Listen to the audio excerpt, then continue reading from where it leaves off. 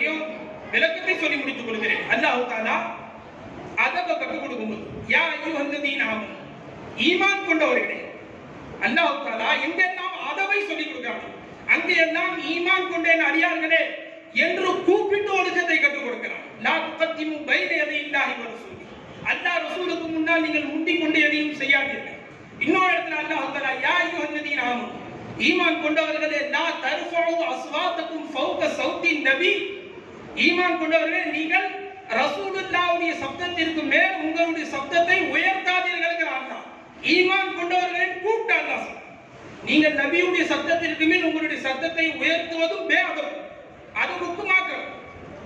அதே போன்று அல்லாஹ் தஆலா வலா தஜஹரு லஹு பில் கௌலி கஜஹரி பாதிக்கும் லிபாதி, உங்களில் சிலர் சிலரிடத்தில் சர்வசாதாரணமாக பேசுவீர்கள் அல்லவா, சரிக்கு சமமாக கூட என் நபியின் முன்னால் பேசாதீர்கள். எல்லாம் அல்லாஹ் தஆலா சத்தத்தை உயர்த்தி பேசுவதையும் பேதம் என்று சொல்கிறார். நீங்கள் உங்களுக்கு மத்தியில் சரிக்கு சமம் பேசுவீர்களே, அப்படி பேசுவதும் பேதம் என்பதாக சொல்கிறார் அல்லாஹ் தஆலா.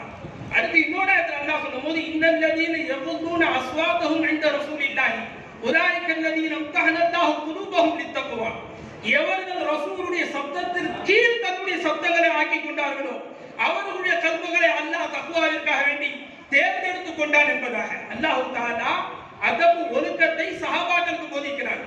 இப்படி நீங்கள் பேஅதவியாக மரியாதை குறைவுடன் நடந்து கொண்டால் தண்டனை என்ன தெரியுங்களா?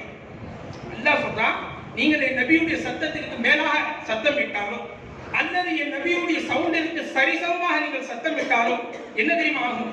அந்த ஹபதாமாலுக்கும் வஅன்தும் லா தஷூரூன், உங்களுடைய எல்லா அமலையும் அல்லாஹ் அழிச்சுக்குவான். வஅன்தும் லா தஷூரூன், நீங்கள் உணரவே மாட்டீர்கள் என்றான். எவ்வளவு பேர் தண்டனை கொடுக்கிற நண்பர்களே, நீ வாழ்நாள் முழுக்க செஞ்ச ஹஜ், நீ வாழ்நாள் முழுக்க செய்த உம்ரா, நீ வாழ்நாள் முழுக்க தொழுத நஃபில், எத்தனை வகையான இபாதத்துகள் செய்தையோ அது அனைத்தும் ஒரே ஒரு பேஅதவிற்கு பகரமாக அல்லாஹ் என்ன சொல்றான் நண்பர்களே, நபிக்கு எதிராக நீ செய்யும் ஒரே பேஅதம், ஒரே ஒரு ஒழுக்கமற்ற விஷயத்தை நீ செய்வதின் காரணத்தினால் உன் வாழ்நாள் ஃபுல்லா செஞ்ச அமல் அழிச்சிருவேங்கிறாங்க. ஹபுத்த அமல் இருக்க அல்லாஹ் தஆலா இருக்கிற முன் செய்த அமல்களை எல்லாம் அழிப்பது என்ற அந்த தண்டனை இருக்கிறது. யாருக்கு தெரியுமா அல்லாஹ் சொல்றான்? குர்ஆன்ல அல்லாஹ் தஆலா காஃபிர்களுக்கு முஷ்ரிக்கீன்களுக்கு இந்த தண்டனை அல்லாஹ் தஆலா சொல்கிறான். நீங்கள் முஷ்ரிக்கா ஆகிவிட்டால் உங்களுடைய முன் சென்ற எல்லாமே அல்லாஹ் அழிச்சிருவேங்கிறாங்க. அதனால் நாம் அதபுமிக்க ஒரு கூட்டமாக ஒழுக்கமிக்க ஒரு சமுதாயமாக உருவாக வேண்டும். அதை தான் நமக்கு நம் உஸ்தாதுமார்கள் இவ்வளவு காலங்கள் போதித்திருக்கிறார்கள்.